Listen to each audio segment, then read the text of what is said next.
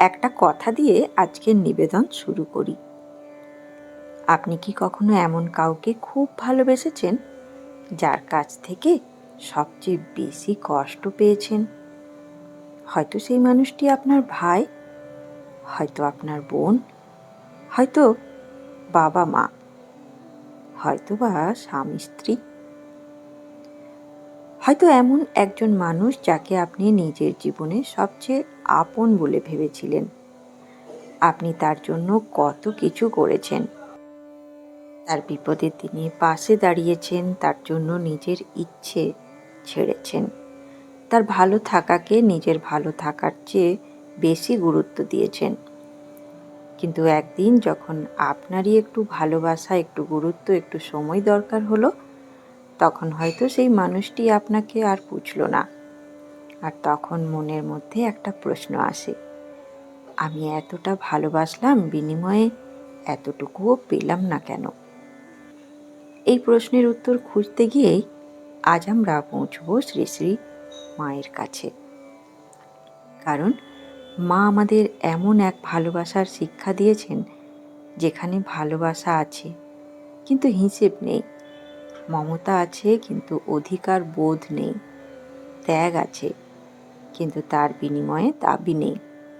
আর এই শিক্ষা শুধু রাখি পূর্ণিমার দিনের জন্য নয়, এটি আমাদের প্রতিদিনের জীবনের জন্য। তাই আজকের এই নিবেদনটি একটু মন দিয়ে শুনবেন। হয়তো আপনার জীবনে নিজের কোনো সম্পর্কের সঙ্গে আজকের কথাগুলো মিলে যাবে। হয়তো এমন একজন মানুষের কথা মনে পড়বে, যার সঙ্গে আপনার অনেক দিন কথা নেই। আর হয়তো ভিডিওটি শেষ হওয়ার আগেই আপনার মন বলবে, আর কতদিন এই অভিমান ধরে রাখব? আমরা ভালোবাসি, কিন্তু ভালোবাসার সঙ্গে প্রত্যাশাও জুড়ে দিই।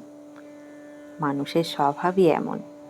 আমরা যখন কাউকে ভালোবাসি, তখন অজান্তেই তার কাছ থেকে কিছু প্রত্যাশা করতে শুরু করি। আমি তোমার কথা মনে রাখব, তুমিও আমার কথা মনে রাখবে। আমি তোমার বিপদে পাশে থাকব, তুমিও আমার বিপদে পাশে থাকবে। আমি তোমাকে সম্মান করব, তুমিও আমাকে সম্মান করবে। আমি তোমার জন্য ত্যাগ করব, তুমিও আমার জন্য ত্যাগ করবে। এগুলো শুনতে খুব স্বাভাবিক, কিন্তু সমস্যাটা কোথায় জানেন? যেদিন অন্য মানুষটি আমাদের প্রত্যাশা মতো আচরণ করে না, সেদিন ভালোবাসার জায়গায় জন্ম নেয় অভিমান। তারপর অভিমান থেকে দূরত্ব, দূরত্ব থেকে নীরবতা, আর নীরবতা এক সময় সম্পর্কের মধ্যে এমন একটা দেওয়াল তৈরি করে, যেটা দুজনের কেউই ভাঙতে পারে না। কিন্তু শ্রীমার জীবন আমাদের এক অন্য পথ দেখায়। ভালোবাসো, কিন্তু ভালোবাসার হিসেব করো না। কারোর জন্য ভালো কিছু করলে মনে রেখো না, আমি তার জন্য এটা করেছি। কারণ যে ভালোবাসার পাশে হিসেবের খাতা খুলে যায়, সেই ভালোবাসা ধীরে ধীরে প্রত্যাশায় পরিণত হয়। আর প্রত্যাশা যত বাড়ে, কষ্টও তত বাড়ে। সেই শ্রী মার জীবনকে যদি আমরা একটু গভীরভাবে দেখি, তাহলে একটি বিষয় খুব স্পষ্ট হয়ে ওঠে। মা মানুষকে আপন করে নিতেন, কিন্তু সেই আপন করার মধ্যে ব্যক্তিগত স্বার্থ ছিল না। তিনি শুধু নিজের কাছের মানুষদের জন্য ভাবেননি। যে তার কাছে এসেছে, তার দুঃখ, তার কষ্ট, তার ভুল, সব কিছুকেই মা হৃদয়ে জায়গা দিয়েছে। এই কারণেই তাকে শুধু একজন সাধিকা হিসেবে দেখলে তার মহত্বকে একটা অংশে দেখা হয়। তিনি ছিলেন মা, আর মায়ের ভালোবাসা একটা বৈশিষ্ট্য কি জানেন? সন্তান ভুল করলেও মা তাকে ফেলে দেন না। সন্তান দূরে গেলেও মা তার মঙ্গল চান। সন্তান মাকে ভুল করলেও মায়ের আশীর্বাদ তার জন্য থেকে যায়। আমাদের জীবনে যদি এই সামান্য ভাবটুকুও আসে, তাহলে কত সম্পর্ক যে বেঁচে যেতে পারত। কিন্তু নিঃস্বার্থ ভালোবাসা মানে কি সব কিছু সহ্য করা? এখানে একটা খুব গুরুত্বপূর্ণ কথা বুঝতে হবে। নিঃস্বার্থ ভালোবাসা মানে এই নয় যে কেউ আপনাকে কষ্ট দেবে, অপমান করবে, অন্যায় করবে আর আপনি সব কিছু চুপ করে সহ্য করবেন। না, ভালোবাসার সঙ্গে বিবেকও থাকতে হয়। কাউকে ভালোবাসা মানে তার অন্যায়কে সমর্থন করা নয়, বরং সত্যিকারের ভালোবাসা অনেক সময় মানুষকে ভুল থেকে সরিয়ে আনে। তবে পার্থক্য হলো, অন্যায়ের প্রতিবাদ করা যায়, কিন্তু ঘৃণা না করেও। দূরত্ব রাখা যায়, কিন্তু মনে বিষ না রেখেও।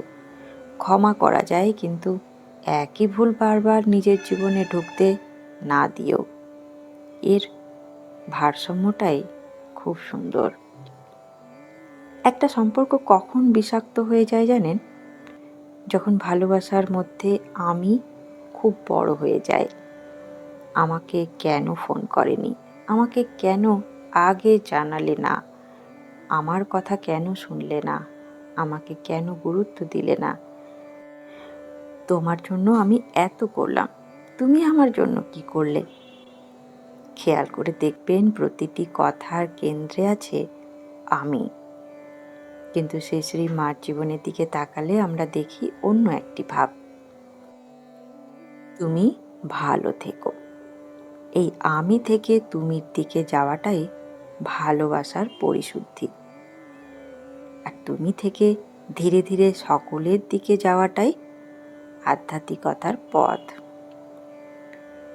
তাহলে রাখি পূর্ণিমার সঙ্গে এই শিক্ষার সম্পর্ক কোথায়? খুব গভীর সম্পর্ক। রাখি পরানোর সময় আমরা সাধারণত বলি, আমার ভাই আমাকে রক্ষা করবে। কিন্তু একটু অন্যভাবে ভাবুন তো, একজন বোন যদি ভাইয়ের হাতে রাখি পরিয়ে মনে মনে বলে, ভগবান আমার ভাই যেন ভালো থাকে, আর একজন ভাই যদি বোনের দিকে তাকিয়ে মনে মনে বলে, ভগবান আমার বোন যেন সুখে থাকে, তাহলে সেখানে আর শুধু দাবি নেই, সেখানে আছে প্রার্থনা। আর প্রার্থনার মধ্যে নিজের স্বার্থটা অনেকটা ছোট হয়ে যায়। এই জন্যই রাখিকে আমরা শুধু একটি সামাজিক অনুষ্ঠান হিসেবে না দেখে মঙ্গল কামনার একটি দিন হিসেবেও দেখতে পারি। আপনার কি এমন কেউ আছে যার সঙ্গে কথা বন্ধ? আজ একটু মনে করুন, আপনার জীবনে এমন কি কেউ আছেন যার সঙ্গে একসময় খুব ভালো সম্পর্ক ছিল, একসঙ্গে কত কথা হতো, কত হাসি, কত স্মৃতি, কিন্তু আজ কথা নেই। কারণ হয়তো একটা ছোট্ট কথা নিয়ে অভিমান হয়েছিল, তারপর দুজনেই অপেক্ষা করেছিলেন ও আগে ফোন করুক। দিন গেল, মাস গেল, বছরও হয়তো কেটে গেল, কিন্তু কেউ আর প্রথম কথাটা বলল না। একটা প্রশ্ন নিজেকে করুন, যদি আজ সেই মানুষটি আপনার জীবনে না থাকে, তাহলে এই অভিমান কি সত্যি এত গুরুত্বপূর্ণ থাকবে? জীবন খুব ছোট্ট, আমরা জানি না কোন দেখা শেষ দেখা, কোন ফোন কল শেষ ফোন কল, কোন কথাটাই শেষ কথা। তাই যতদিন সুযোগ আছে ভালোবাসার কথা বলে নিন, ক্ষমা করার থাকলে ক্ষমা করে দিন, মনের কথা বলতে হলে বলে দিন। কারণ কখনো কখনো আমরা মানুষটিকে হারানোর পর বুঝি আমাদের রাগটা খুব ছোট ছিল, কিন্তু মানুষটা ছিল অনেক বড়। মায়ের একটি শিক্ষা আমাদের কোথায় নিয়ে যায় বলুন তো?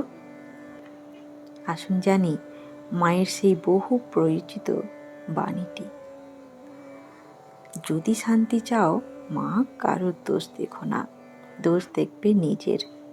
এই কথাটি সম্পর্কের ক্ষেত্রে কত গভীরভাবে প্রযোজ্য। একবার ভাবুন, আমরা কি করি? সম্পর্ক খারাপ হলেই বলি ওর দোষ, ও আমাকে বুঝলো না, ও বদলে গেছে, ও খুব স্বার্থপর। কিন্তু মা বলেছেন, কারোর দোষ দেখো না। এর অর্থ এই নয় যে পৃথিবীতে কারোর ভুল নেই, বরং এর অর্থ অন্যের ভুল খুঁজতে খুঁজতে নিজের মনকে বিষিয়ে তুলো না। কারণ আপনি অন্য মানুষকে বদলাতে পারবেন না, কিন্তু নিজের মনকে বদলাতে পারবেন। আপনি ঠিক করতে পারেন, আমি কি প্রতিশোধ নেব নাকি শান্ত থাকব? আমি কি অভিমান জমিয়ে রাখবো নাকি নিজের মনকে মুক্ত করব? আমি কি ঘৃণা করব নাকি দূর থেকে তার মঙ্গল কামনা করব? এই সিদ্ধান্ত আপনার। মায়ের আরেকটি অমূল্য বাণী, কেউ পর নয়, মা, জগৎ তোমার। এই কথাটিকে যদি আমরা সত্যিই হৃদয়ে ধারণ করতে পারি, তাহলে সম্পর্কের অর্থই বদলে যায়। এটা আমার মানুষ, ও আমার নয়। ও আমাকে কষ্ট দিয়েছে, ওকে আমি ক্ষমা করব না। এই বিভাজনগুলো ধীরে ধীরে ছোট হয়ে আসে, কারণ মা বলেছেন কেউ পর নয়।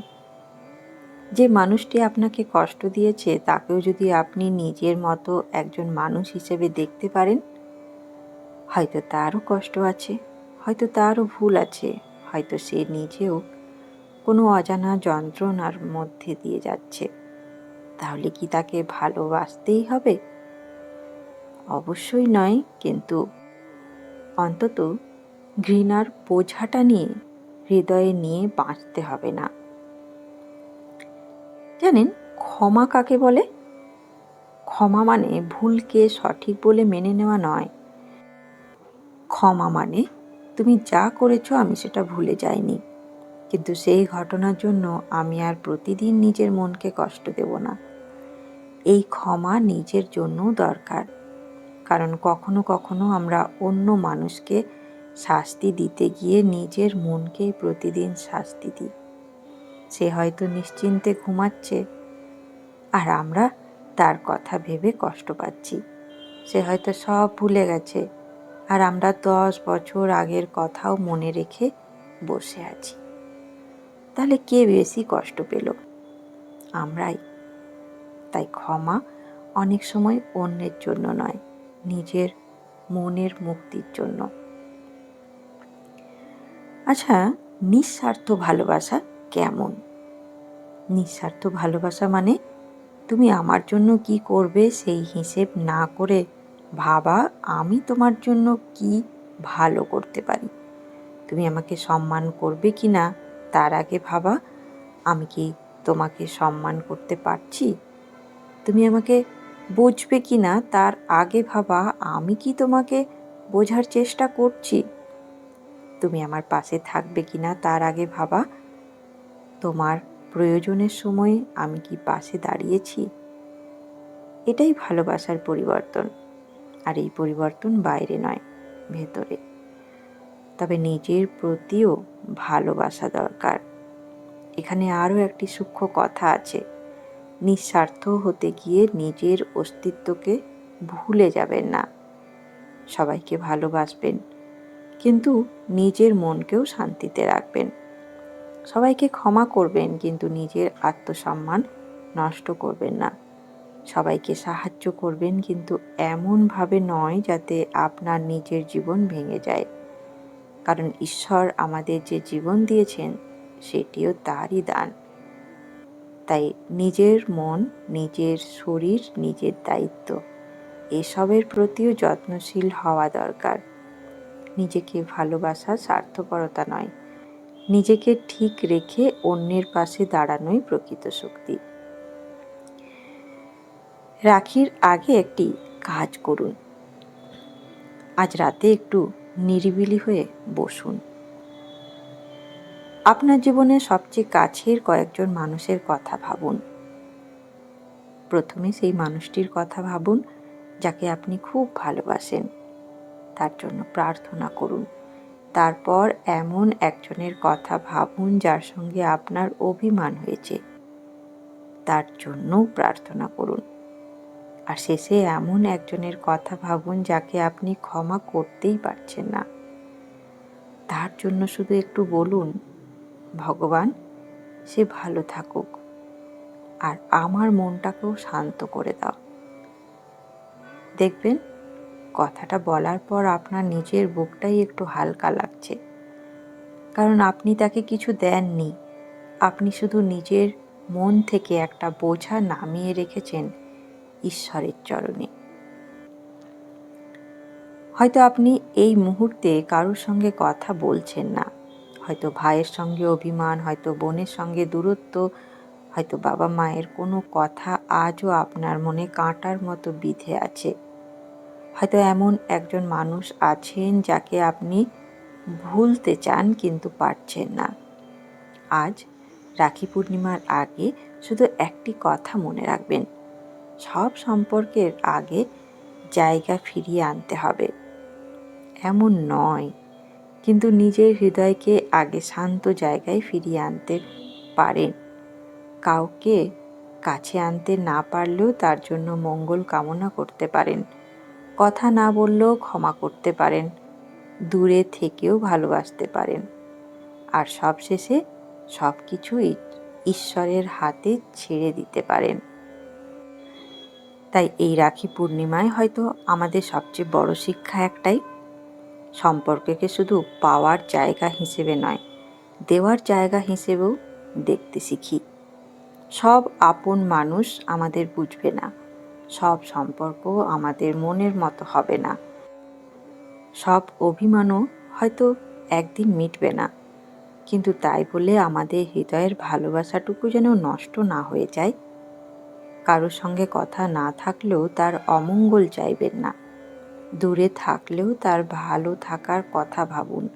আর কোনো সম্পর্ক যদি আমাদের জীবনে সত্যিই মূল্যবান হয়, তাহলে অহংকারের জন্য তাকে হারিয়ে ফেলবেন না, কারণ শেষ পর্যন্ত আমরা সঙ্গে করে কোনো অভিমান নিয়ে যেতে পারবো না। থেকে যাবে শুধু কে আমাদের ভালোবেসেছিল আর আমরা কাকে ভালোবাসতে পেরেছিলাম। তাই এই রাখি পূর্ণিমার হাতে শুধু রাখি নয়, মনে রাখি ভালোবাসা, ক্ষমা আর নিঃস্বার্থতার এই একটু ছোট্ট শিক্ষা। ধন্যবাদ, ভালো থাকবেন। সকলকে রাখি পূর্ণিমার অনেক অনেক শুভেচ্ছা ও ভালোবাসা। জয় ঠাকুর, জয় মা, জয় স্বামীজি।